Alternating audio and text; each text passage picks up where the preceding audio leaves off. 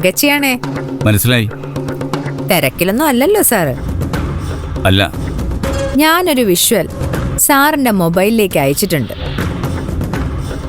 ഒന്ന് നോക്കണം, എന്നിട്ട് വേണ്ട നടപടി സ്വീകരിക്കണം. എന്ത് വിഷ്വലാണാവോ? അത് കണ്ടു തന്നെ മനസ്സിലാക്കുന്നതല്ലേ നല്ലത്. ഒരു ക്ലൂ തരാം. നിരഞ്ജൻ നമ്മൾ കരുതുന്ന പോലൊരാളല്ല.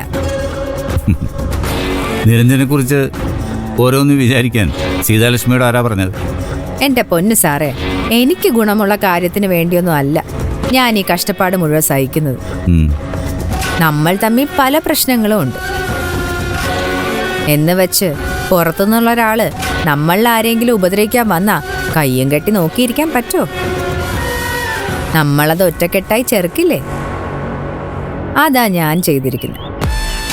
എനിക്ക് ഗുണമുള്ള ഒരു കാര്യവും സീതാലക്ഷ്മി ചെയ്യില്ലെന്ന് എനിക്ക് നല്ല വ്യക്തമായിട്ടറിയാം. അയച്ചു എന്ന് പറയുന്ന വിഷ്വല് എൻ്റെ സമാധാനം കളയാനായിട്ടുള്ളതാണെന്നും അറിയാം.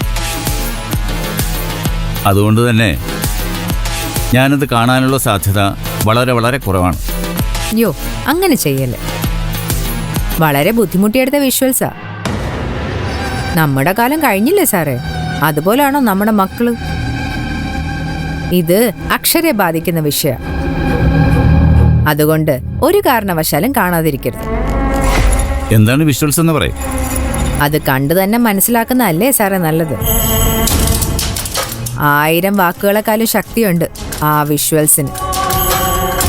മാത്രമല്ല, അത് തെളിവും കൂടെയാ. ഭാവിയിൽ സാറിനത് ഉപയോഗിക്കാൻ പറ്റും. വയ്ക്കട്ടെ, കാണണേ.